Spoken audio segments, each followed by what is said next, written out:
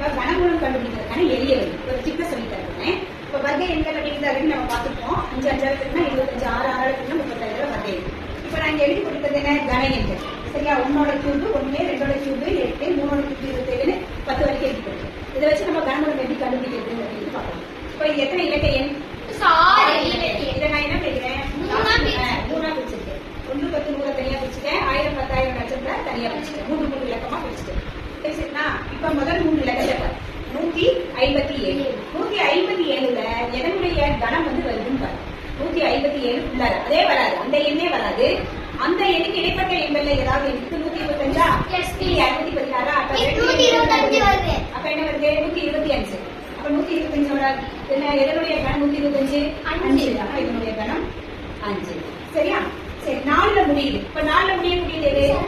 64. அப்ப இதனுடைய நம்பர் என்ன? 4. அப்ப 54 கணம் தான் என்ன? இங்க கொடுத்துக்கக்கூடிய 1,57,464. ஈஸியா இருக்கா?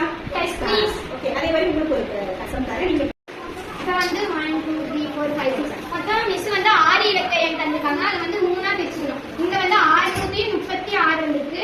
இதுக்கு வந்து நம்ம இங்க பார்க்கணும். இதுக்குள்ளார இருக்கிற நம்பரை நாம இங்க பார்க்கணும். இங்க வந்து 512 தான் இருக்கு. அதனால 512 எத்தனாவது இருக்குன்னா 8. இங்க மேல வந்து 8ன்னு போட்டுக்கலாம்.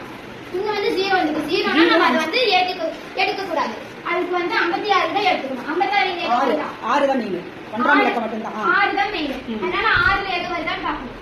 6 வந்து 212 தான் வருது. 216. அதனுடைய இலக்கம் என்ன? அதோட இலக்கம் வந்து 6. இப்போ இதோட ஆன்சர் என்னதுன்னா 86 தான் ஆன்சர்.